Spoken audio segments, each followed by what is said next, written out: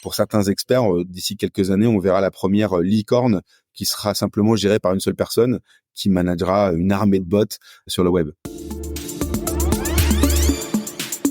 Bonjour Nicolas Diacono. Eh bien, bonjour Jérôme. Vous êtes consultant en prospective technologique. Vous avez la société Nincotech. Vous avez une chaîne YouTube également où vous décryptez tous les grands salons, les tendances, les grandes innovations. Vous étiez donc récemment à cet événement South by Southwest aux États-Unis. Est-ce qu'on peut d'abord rappeler un petit peu ce que c'est que ce South by Southwest ? Décliné sur le cinéma et maintenant c'est sur toutes les industries interactives. Donc on a 3 grands événements en même temps à Austin pendant une dizaine de jours.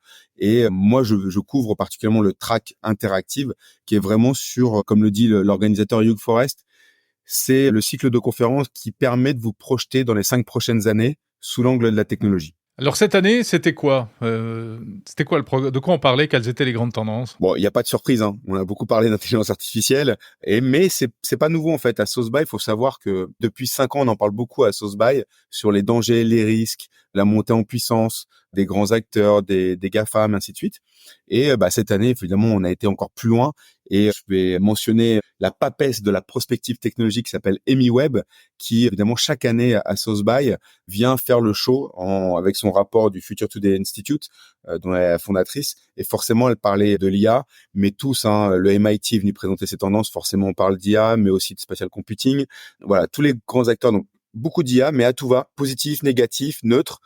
Le spatial computing, comme je l'ai mentionné, mis en avant par le MIT, mais aussi par beaucoup de conférences sur aussi bien Cathy Hackl que Sandy Carter, même Amy Webb, sont revenus sur le fait que c'était l'ordinateur de demain, le fait d'avoir des lunettes connectées, le fameux fantasme qu'on attend depuis 15 ans, on va dire, ou 10 ans. Donc ça c'est des choses qui se mettent en place, qui s'accélèrent. Et puis évidemment, beaucoup de choses aussi sur tout ce qui est biologie de synthèse, le fait de manipuler l'ADN, pour la santé, mais aussi pour créer des aliments, pour beaucoup de choses. Tout ce qui est autour, alors ça c'est spécifique à South by, les psychédéliques, le cannabis, champignons hallucinogènes, pour la gestion de l'humeur au travail, la créativité et autres. Donc ça c'est un track à part. Tout ce qui est autour de la mobilité, du commerce, évidemment de l'énergie. Il y a eu des conférences sur la géothermie comme solution énergétique pour sauver le monde face aux énergies fossiles. Voilà. Donc c'est très très éclectique. Et en fait, chaque année, moi, ça fait 9 ans que je couvre, je prends une grande claque pendant une semaine quand j'assiste à South by. Ah ouais. Et vraiment, les 2 gros sujets, en tout cas, qui ressortent, c'est vraiment l'IA et spatial computing sur vraiment l'angle tech. Alors justement, on va parler de l'IA. Juste avant, ce qu'on appelle le spatial computing, donc qui a été un peu mis sur le tapis par Apple avec son casque Vision Pro, puisque c'est le terme qu'ils emploient, de l'informatique spatiale. Qu'est-ce qu'on apprend de plus par rapport au discours marketing d'Apple, justement ? Alors, on va aller plus loin, c'est-à-dire que l'objectif, c'est effectivement, c'est tout l'intérêt d'un événement comme ça, c'est-à-dire que les speakers sont cooptés par la communauté, qui valide le fait de vouloir entendre telle ou telle personne. Donc, ça chante pas mal les discours commerciaux sur l'ensemble des présentations.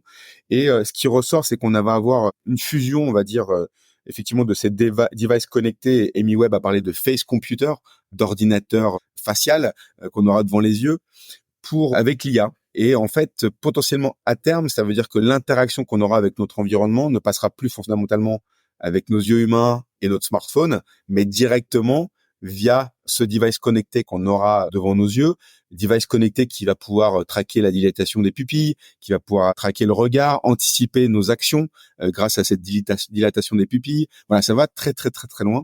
Et forcément, c'est le renouveau de la réalité augmentée, qui est pas une technologie nouvelle, ça fait plus de 15 ans que ça existe, mais là, c'est vraiment mis au fait du fait de pouvoir avoir une fusion des mondes virtuels et réels via ce device qu'on aura devant nos yeux, alors qui est pas forcément l'Apple Vision Pro, parce que c'est la première itération et bon, il y a des défauts, tout n'est pas parfait, même s'il est très très très très bien abouti, mais ça veut dire à terme, voilà, c'est aller pouvoir faire son shopping, reconnaître des produits qui nous plaisent dans la rue, sur quelqu'un et les acheter automatiquement.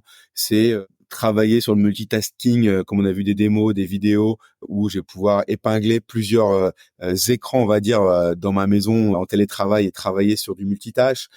c'est aussi tout ce qui est autour de l'éducation, de la formation, beaucoup de choses comme ça. Et puis la logique de gamification, évidemment, qui va s'accélérer. Mais en tout cas, ce qui est prédéfini, c'est que globalement, ça sera notre nouveau smartphone sera ce face computer, selon ces experts de la prospective. Alors, c'est pas pour demain, hein. On est sur une échelle de temps, peut-être 5 à 10 ans. Mais voilà, ce qui est pas sans rappeler de certains cycles, comme j'ai déjà mentionné, il y a quelques années, où on nous vendait déjà ces lunettes connectées. Donc maintenant, à voir avec la force d'Apple et de la facilité d'usage, le fait qu'ils rendent ça très intuitif. Ouais. Mais vous avez senti une vraie, conviction dans tout ça, ou c'est juste une hypothèse parmi d'autres portée par justement le Vision Pro? Non, je pense que c'est une vraie vision qui est pas nouvelle, hein. Moi, il y a 4-5 ans, j'avais entendu parler de Robert Scoble qui prenait déjà ce côté-là. Bon, il s'était un peu enflammé sur l'échelle de temps. Mais voilà. Donc l'idée, on sent qu'en tout cas, l'Apple Vision Pro est en train de changer un paradigme sur l'interface utilisateur de l'homme, de l'être humain, qui potentiellement pourrait passer du smartphone à ce device, mais grâce à l'IA générative, évidemment, intégrée dedans, parce que c'est potentiellement l'IA qui va pouvoir faire découler des cas d'usage pratiques et faciliter notre quotidien.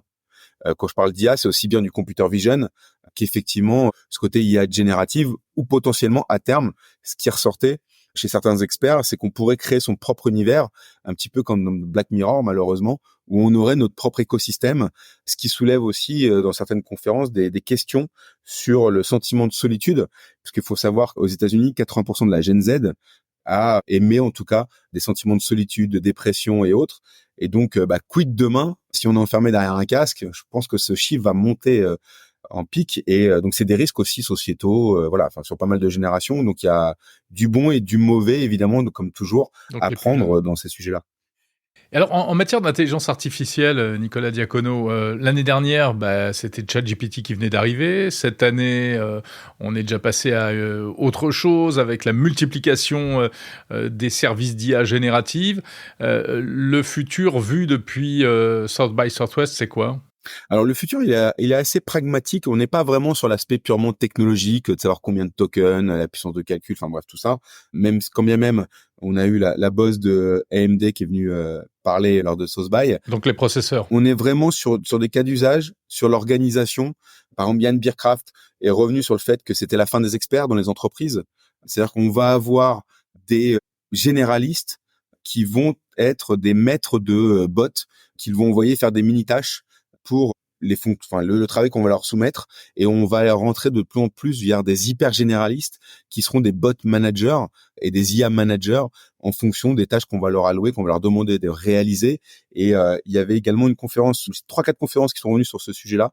Une autre qui était sur les digital minions, qui a fait le parallèle avec, vous savez, le film Moi moche et méchant, les mignons.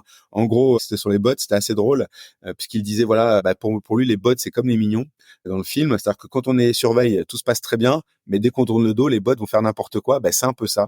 Peut-être demain, nos métiers, c'est d'aller choisir les bons bots, les manager au mieux, les superviser pour être le plus productif possible. Donc ça, c'était un pan. L'autre pan, c'était les nouvelles itérations, c'est-à-dire que c'est pour EmiWeb par exemple ou d'autres, c'est la fin des LLM. On va aller sur les LAM, c'est-à-dire les Large Action Models, c'est-à-dire qu'on va avoir des IA génératives qui vont anticiper et créer des actions. C'est-à-dire qu'on va plus créer que du contenu, on va créer de l'action. Donc après, on peut lier ça à de la robotique, à des outils industriels, à de la production. Enfin voilà, on peut aller très très loin, et c'est sans fin sur ce sujet-là. Donc vraiment, c'est réorganisation de l'entreprise, refondement complet de l'organisation des entreprises autour de l'IA, que c'était pas c'est même pas un nice to have ou un élément de différenciation. C'est-à-dire que demain, si votre entreprise n'est pas investie autour d'outils d'IA, c'est la fin pour l'entreprise. Ça devient des prérequis. Donc c'est tous ces changements, ces accélérations. Et puis on voit aussi, et on peut le voir sans parler de South By, de la conférence d'hier soir de Nvidia, il y a une hyper accélération de tous ces écosystèmes technologiques, de la puissance de calcul et autres. Donc on est dans une phase de croissance hyperbolique, exponentielle. Et ça, le cerveau humain ne sait pas le faire. Nous, on sait aller d'un point A à un point B, on peut monter en côte, mais le côté exponentiel, on a du mal à se projeter. Donc, avec des puissances de calcul qui vont faire x5, x10 par an jusqu'en 2030, imaginons, c'est difficile d'imaginer où est-ce qu'on sera. Donc ça, c'est des vrais enjeux pour le management, pour le leadership, au sein de ces entreprises-là. Et pour certains experts, d'ici quelques années, on verra la première licorne qui sera simplement gérée par une seule personne qui managera une armée de bots sur le web. Est-ce qu'il n'y a pas malgré tout des inquiétudes, notamment dans le domaine de la création parce qu'on a l'impression que en ce qui concerne la création, la créativité, la musique, les images, le texte même, tout ça c'est une très bonne nouvelle pour la créativité et la création, mais pas forcément une bonne nouvelle pour les créateurs, en tout cas traditionnels d'aujourd'hui, qui risquent de se faire piller, dépouiller. Il y a des questions de droit d'auteur, etc., etc. Alors, il y a eu effectivement des conférences sur ces sujets-là. Ce qui ressortait globalement, c'est qu'effectivement, il y avait des problématiques de droit d'auteur. En gros, si je fais un raccourci sur les 2-3 conférences que j'ai vues sur ces sujets-là, c'est globalement, la blockchain, c'est la solution. C'est ce qui nous permettra de traquer l'origine des contenus, de la création, les droits de la propriété. Tout passera par la blockchain. Voilà, ça c'est un premier point. Le vrai risque aujourd'hui, il est plutôt dans le biais des IA. C'est-à-dire, il y a des études qui ont été menées notamment, puisque faut savoir que la TSA, donc qui est l'instance de sécurité, notamment dans les aéroports américains, veut utiliser la biométrie, la reconnaissance faciale. Mais il y a un biais, puisqu'en fait, si vous êtes une femme de couleur noire, eh bien, vous avez un taux d'erreur de reconnaissance de 30% versus un homme blanc. Donc ça soulève des gros... Encore aujourd'hui, parce qu'on connaissait ce problème il y a quelques années, mais... Encore aujourd'hui, alors un petit, ça s'est un peu amélioré, mais alors les chiffres dataient de 2019, mais ça s'est un peu amélioré, mais il y a encore cette différence-là.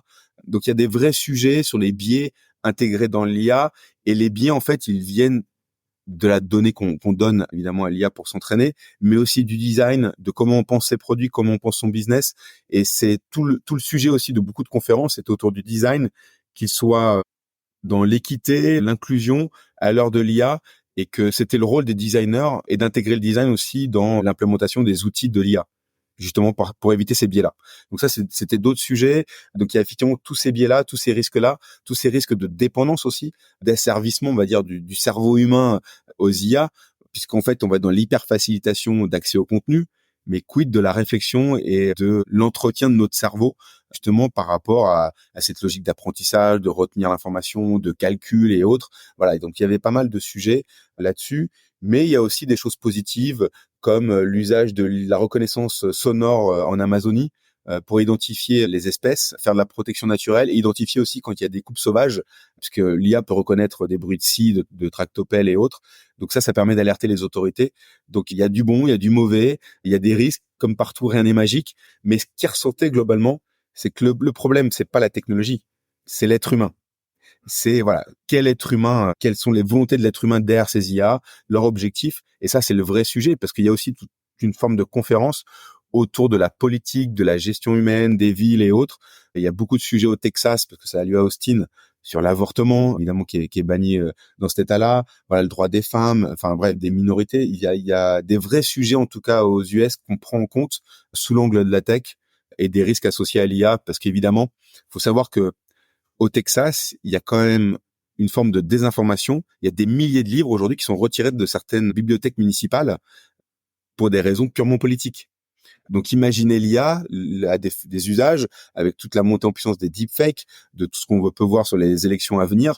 Il y a des vrais enjeux derrière de sécurité, ce qui a fait dire d'ailleurs à Hugh Forrest, qui est le chef de la programmation de SourceBuy, qu'il fallait pas recommettre l'erreur des réseaux sociaux et qu'il fallait réguler au maximum l'usage de l'IA pour éviter toutes ces malversations. Il y a aussi ceux qui se déclarent comme pro-humans, c'est ça, qui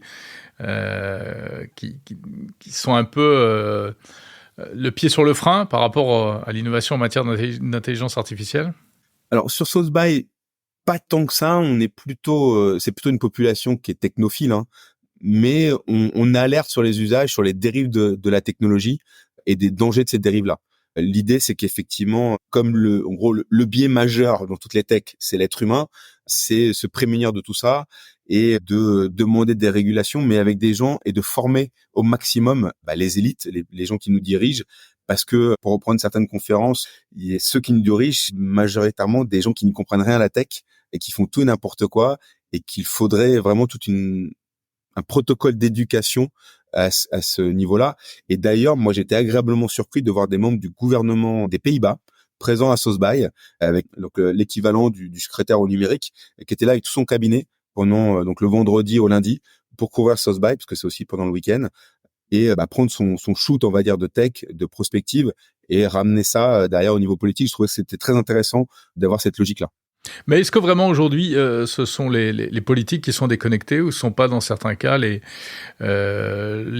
dirigeants de ces nouvelles big tech qui, eux aussi, ont tendance peut-être à partir un peu dans tous les sens, en se disant, de toute façon, si je fais des bêtises, le politique me rattrapera, mais après tout, moi, c'est business first. Ça, c'est complètement le mindset américain, hein. C'est, Eh oui. on innove, et puis après, on voit ce qu'on nous dit. Alors que il n'y a pas beaucoup de prise de conscience et de responsabilité en amont, en fait. On l'a vu sur les réseaux sociaux, on a l'impression qu'il se passe la même chose aujourd'hui avec l'IA. Mais c'est pour ça, d'où la remarque de Hugh Forrest, hein, le chef de la programmation, c'est-à-dire que on voit les ravages quelque part qu'ont fait les réseaux sociaux, et ça m'a fait penser d'ailleurs, il y a quelques années, j'avais suivi c'était il y a 2 ans, une conférence sur du Pentagone, donc qui était présent à SourceBuy avec une société sur les deepfakes, pour dire que pour eux, les premiers risques de stabilité politique, c'était les réseaux sociaux, et qu'il fallait interdire les réseaux sociaux aux moins de 18 ans, parce qu'on était dans la manipulation des masses, et c'était les populations les plus enclins à être manipulées politiquement. Donc après, il y avait déjà des prises de conscience, mais l'IA, c'est effectivement le même sujet, et on a cette course effrénée aujourd'hui, on le voit, on le ressent quand même sur les conférences, hein. Il y a le côté, il faut faire très attention, mais il y a ce côté un peu fataliste de dire, de toute manière, on peut pas revenir en arrière, et ça fait partie de l'histoire. Donc il faut quand même y aller, mais attention comment on y va. Ok, merci beaucoup Nicolas Diacono, consultant en prospective technologique. On vous retrouve notamment sur votre chaîne YouTube Nincotech, donc à propos de ce South by Southwest. Merci. Merci beaucoup.